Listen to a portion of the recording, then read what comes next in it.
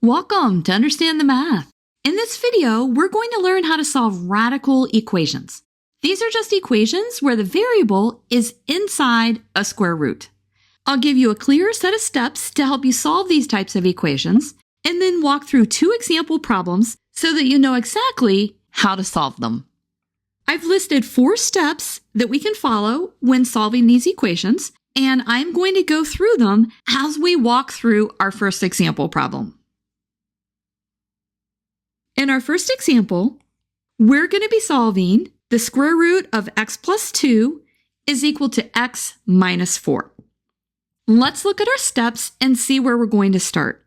The first step is to put the radical by itself on one side of the equation, if possible.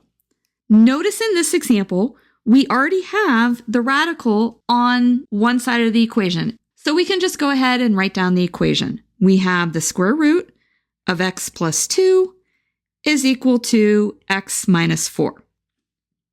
Let's look at what to do next. Step 2 says that we are going to raise both sides of the equation to the power of the index of the radical. In our problem, we have a square root, so the power of the index of the radical is going to be 2. The square root sign is also written like this. We usually don't write it like that, we just drop the 2. But that 2 is the index of the radical. Let's take both sides and we are going to square them. So this way we'll get rid of the square root. And remember, whatever you do to one side, you have to do to the other side. Step 3 says that we just have to simplify and solve this equation. The square root of x plus 2 quantity squared is just x plus 2 because those two operations cancel each other out. And then on the right-hand side, let's write this as x minus 4 times x minus 4. Now let's go ahead and simplify. Our left-hand side is still x plus 2, and on the right, we have x squared, we have a minus 4x, another minus 4x, and then we have minus 4 times minus 4, which is 16. Let's go ahead and move everything to the right. So I'm going to subtract x and 2 from both sides. And we get a 0 on the left. And on the right, we have x squared. And we have minus 4x minus x. So that is a minus 9x. And then we have a 16 minus 2, which is 14. Now we can go ahead and factor. We can write this as x minus 2 and then x minus 7.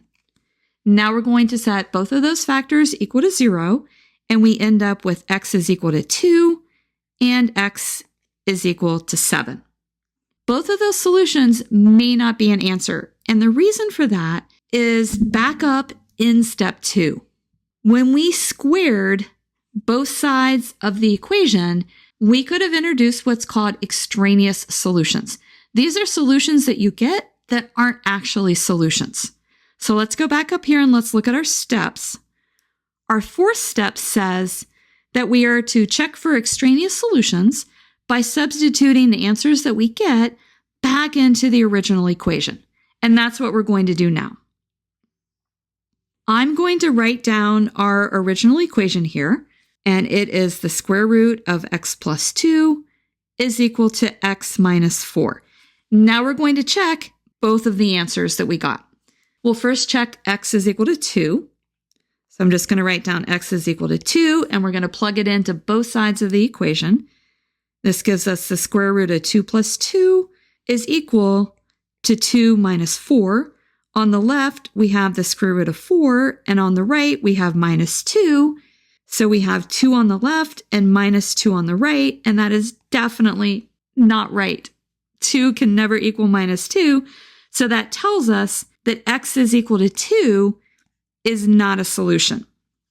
Now let's check x is equal to 7. On the left, we have the square root of 7 plus 2, and then on the right, we have 7 minus 4.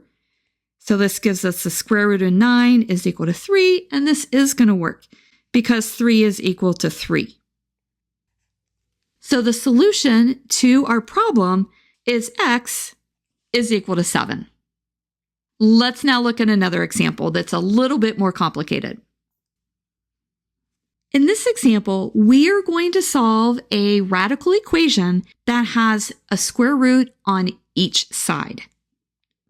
On the left, we have the square root of x plus 1 plus 3, and then on the right, we have the square root of 3x plus 4.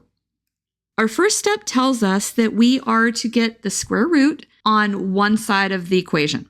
I'm going to go ahead and write down our problem, and we have the square root of x plus 1 plus 3 is equal to the square root of 3x plus 4.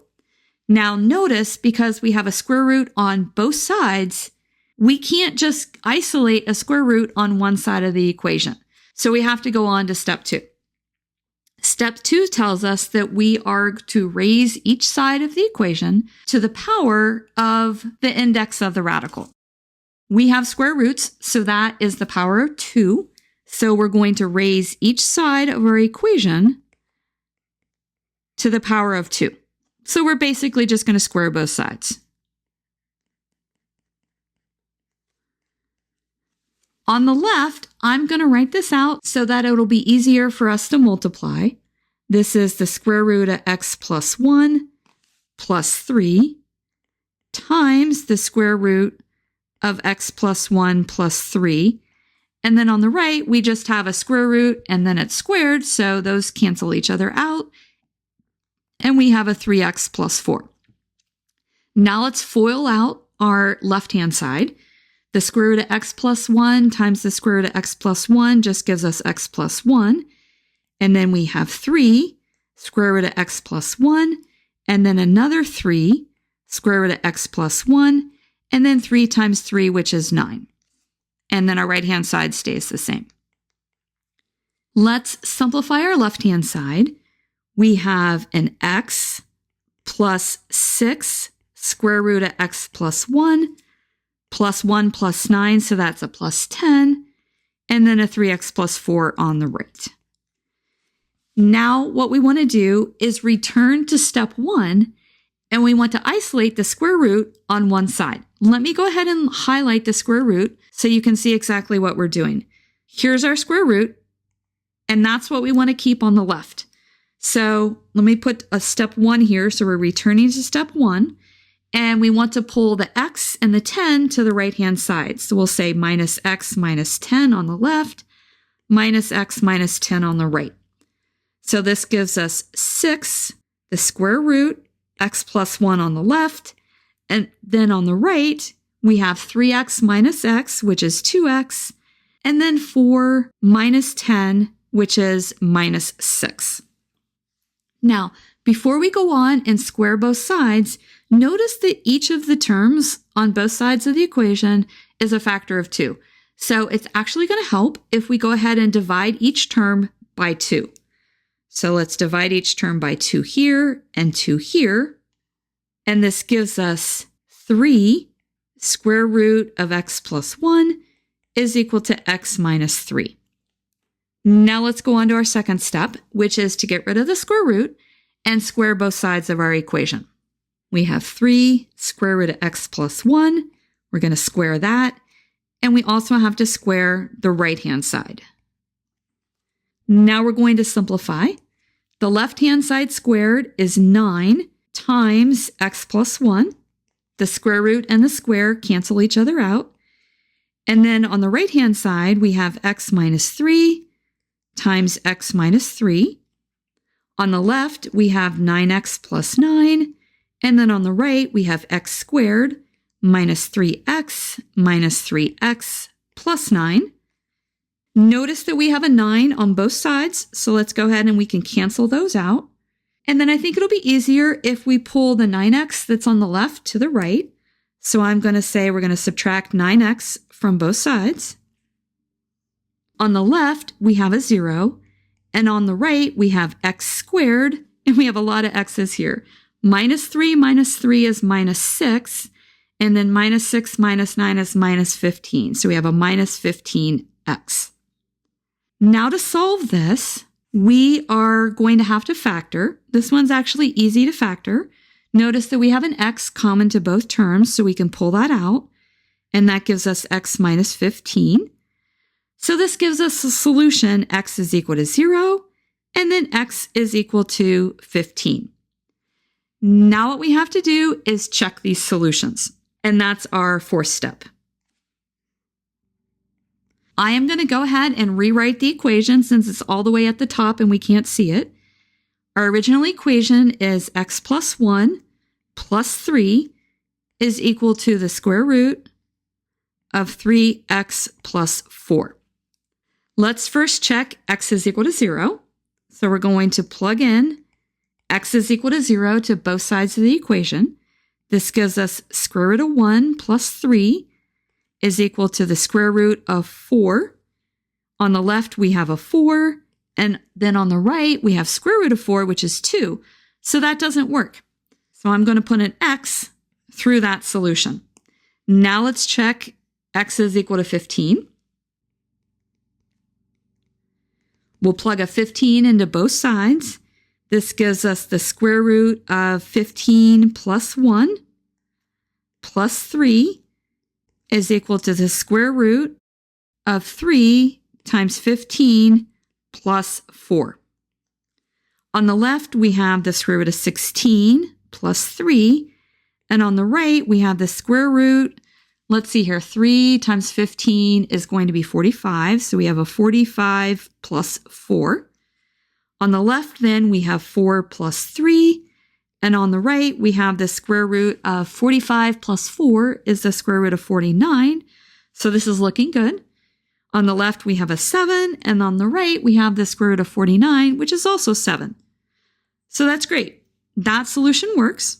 So we can go ahead and highlight that our final answer is x is equal to 15. And that's how you solve radical equations.